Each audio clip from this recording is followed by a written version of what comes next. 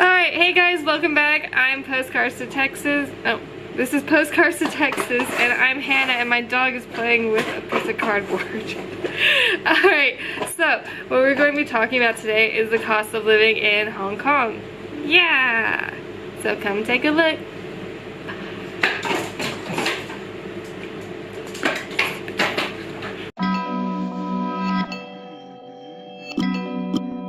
Lezter.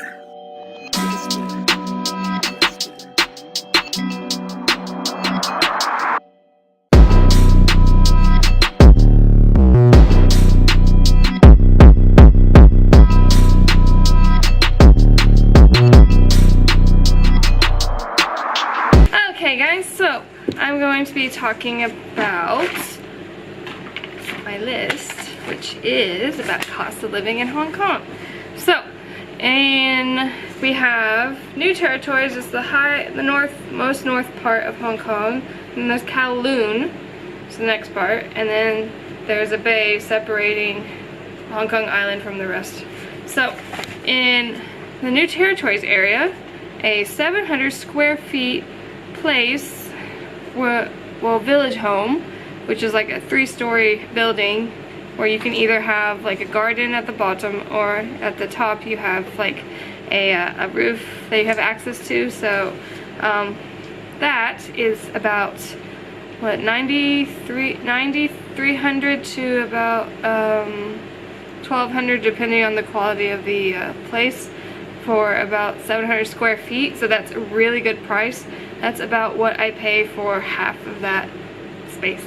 So yeah, and I live in the middle part. So I live in 300 square feet apartment in Mongkok for about 9,300, which is about 1,200 US. So I'm looking to move to new territories so we can, you know, get a better price for more space. So yeah, because this doggy back here, he takes up a lot of room. See, this one. Alright, and in Causeway Bay, it costs about, in the middle of the busiest area, it costs about 20,000 at the least, Hong Kong, for 700 square feet. Yeah, if not more. So that's about how much I make in a month.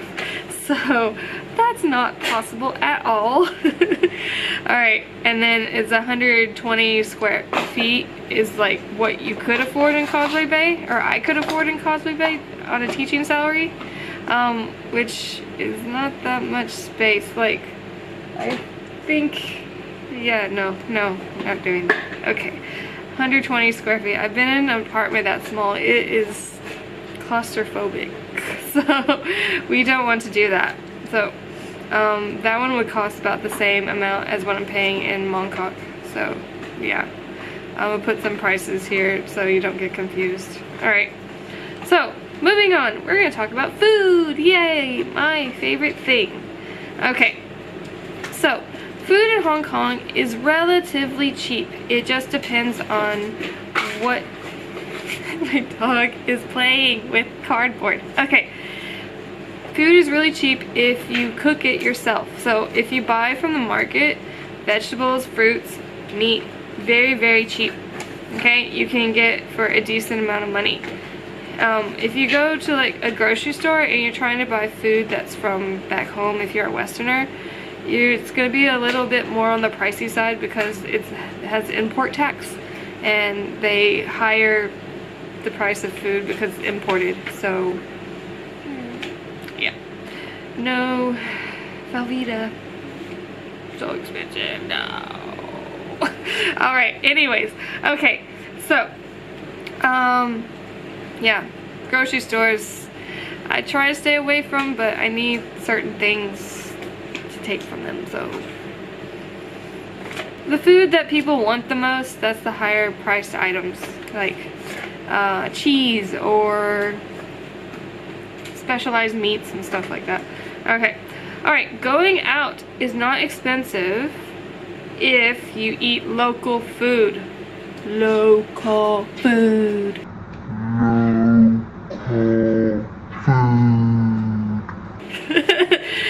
if you eat food that is not from Hong Kong, like let's say you're trying to go to a new Japanese restaurant or to a new American themed restaurant or something like that. They love their themed restaurants here. They're super, well, not super expensive, they're just a little pricey for me anyways. But if you're traveling here, that's cool, you can do that. But if you are on a budget, I mean, you can eat the local food. Not too expensive. Like today I went and had some street food for about 10 Hong Kong dollars. That's less than $2 US. So yeah. It's really cheap here. And that's just a snack. You could buy all your food as street food if you really want to save money. I mean, don't recommend it. It's very unhealthy, but yeah. Okay, so bills are cheap. Did I say that too many times? Oh, that's okay. Alright, bills are very cheap. Okay, so water, cheap. Electricity, cheap. Phone is the same as US. So. Yeah. Okay, water bill. Alright, that one I barely pay any money on, to be honest. When I saw the water bill, I was like, are you kidding me? Back home, it's so expensive compared to here. It's ridiculous. Why? Okay, so electricity bill, they'll give you electricity bill for 3 months, and I think I pay about, my last bill was about 900 Hong Kong dollars for 3 months. That's not that bad. So that's about almost a little bit more than $100 for 3 months. So do your conversions or do your calculations if you need to, whatever. Yeah. Okay. Water bill is usually like 40 Hong Kong dollars. I don't know. Oh, that's so cheap. Oh my god. Okay, 40 Hong Kong dollars is, so yes, 1 US dollar is 7.8 Hong Kong dollars. Actually, let me check right now. Let's see. Alright, get my little exchange rate app that I talked about in my last video. So 7.8 Hong Kong dollars is 1 US dollar. It's backwards, but yeah. Alright, so yeah, gyms. If you are a big gym person, I am sorry, but they are super expensive here. The cheapest one I found was 70 US dollars. I know we have like Planet Express and 24-hour fitness, like $30 a month, something like that, right?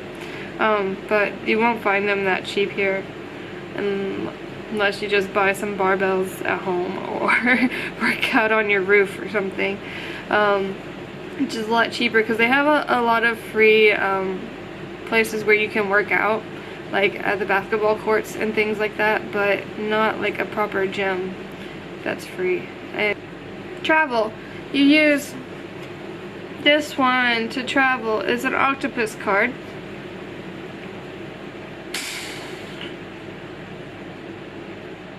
Okay, so you use this octopus card. You go, okay, so say you go to the MTR station, you have this little thing, you scan it, it goes beep beep, and then it lets you into the MTR station. Oh, it's magic.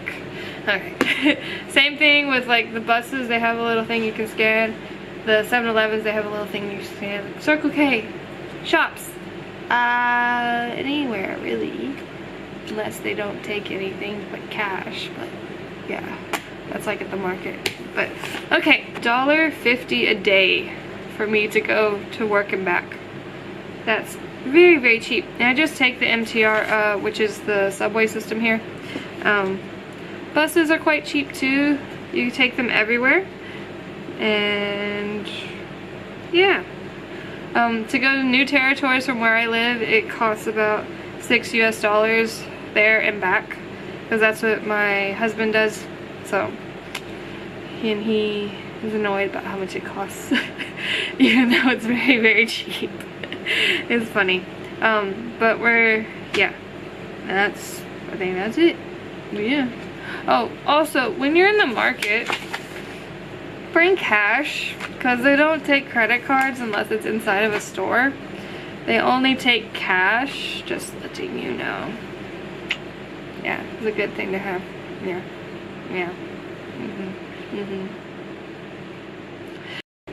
Alright guys, one last thing I forgot to mention. So, in Hong Kong, if you get sick and you need to go to a doctor for a checkup, you will need your passport or a Hong Kong ID. Yeah, this one. I can't show you the numbers. I want you to take my identity. No, I'm kidding. I can just do this. Okay. So you need a passport or Hong Kong ID. Okay? Yeah. So, yeah. You need one of those. You don't need both. So you just go up to the doctor, and it's like just random little clinics. If you go to like a hospital, it's a lot cheaper. It's like 120 Hong Kong dollars for a checkup, but you wait in a really, really long line all day. So don't do the hospital. If you go to like just a private clinic type thing, the doctor will see you within like the hour or so, and then it's about 300 to 400 Hong Kong dollars, which is not bad. With that, you also get all the pills. You don't have to pay insurance or anything, so it's quite easy to do that. Okay, also, if you are getting like appliances for the home and stuff, it is about the same as back home. So yeah. Anyways, so if you like this video, please give it a big like and subscribe and mash. I accidentally touched the screen. Whoops. Yeah. Alright, so please tell me anything you want me to talk about and I can talk about in Hong Kong. If you want to know